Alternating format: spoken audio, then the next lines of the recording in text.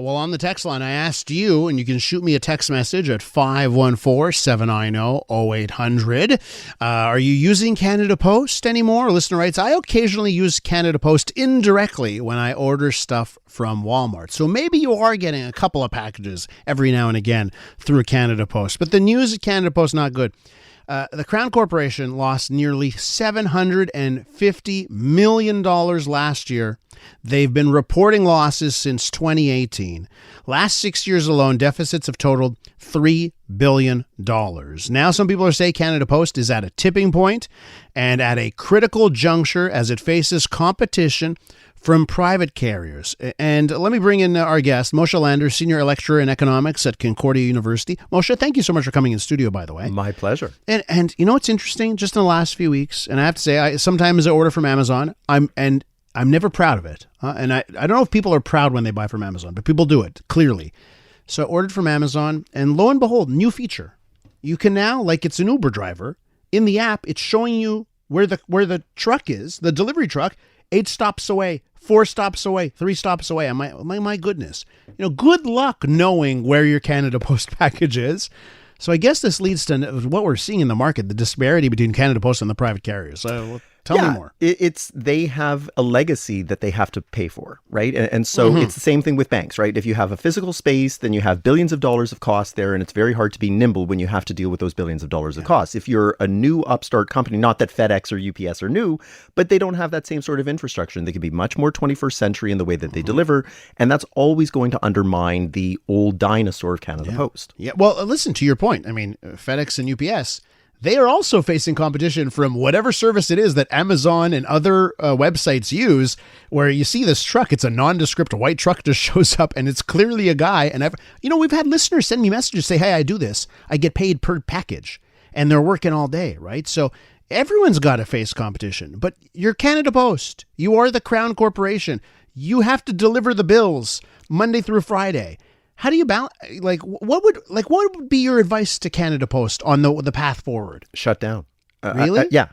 The end. I mean, look, if we didn't call them Canada Post, let's just say that we called it Elias Post. Yes. Then we wouldn't be having this conversation, right? It would just be out of business, and it would be a memory of something that was fondly remembered. But because it has Canada attached to it, because it's a Crown Corporation, people can't imagine what life would be like without it. But even if you're elderly, which are probably most of the people that would still be actually using Canada Post reliably, or even if you live in a rural community up in northern Quebec, say, there's other ways to service them, right?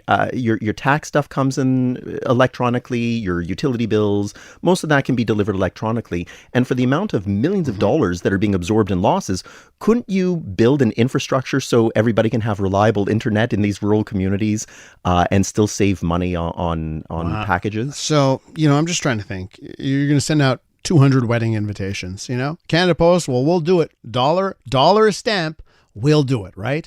Well, you go to the private market now. I mean, good luck. It's good, you want to send 200 envelopes across the country, across the world? $48,000. You know what I mean? Instead of a buck an envelope. Yeah. So isn't there some value to a service that is standardized, that goes to every door in the country? And I know we're all on internet now. We're all getting everything via email.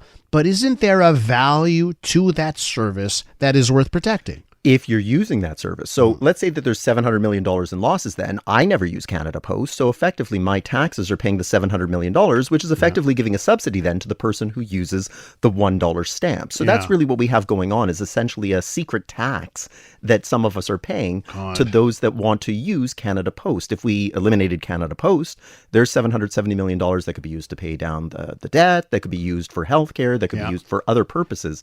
I don't know that it's really, a valuable service. Okay, let me throw it at you another way, because I would like, and maybe it's because I love those two words, Canada Post and the logo, and I feel it provides a little bit of national unity. So maybe it's from the heart that I'm saying this. But I would say, no, you got to have a new vision. Canada Post should be 7 days a week so it can compete. Now, Canada, if you're 7 days a week, you can get the Amazon contract. Whereas when you're only Monday through Friday, you have no chance, because now Amazon delivers 7 days a week, and the other online retailers as well. Isn't the path forward to adapt to services that are needed, right? And if you have the footprint in the whole country, and you've got the resources, the offices in place, the trucks in place, can't you deliver that service at a better cost than competitors? You possibly could, but what's the future of package delivery? I think the next evolution, right, is going to be drone delivery. So where we're talking about trucks that are saying 8 stops away, 4 stops away, I can envision my phone cover is just going to be dropped down by parachute.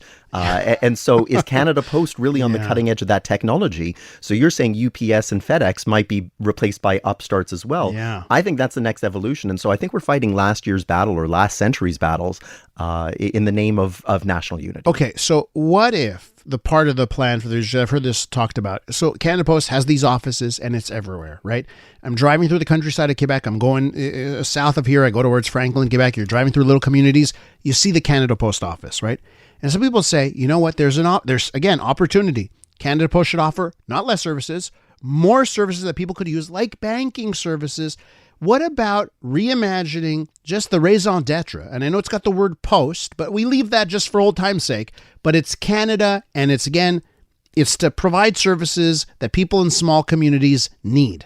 So that might be its only way forward, is that it has to recognize that maybe in the mainstream mail delivery, its time is up, and that it needs to service the communities that will no longer be accessible, or that Amazon doesn't want, or that FedEx can't deliver to. You can't drive a truck up into northern Quebec. Yeah. But Canada Post has figured out how to do that. So yeah, maybe they look at providing some basic services, especially where you and I have spoken before about things like the elimination of the local bank branch.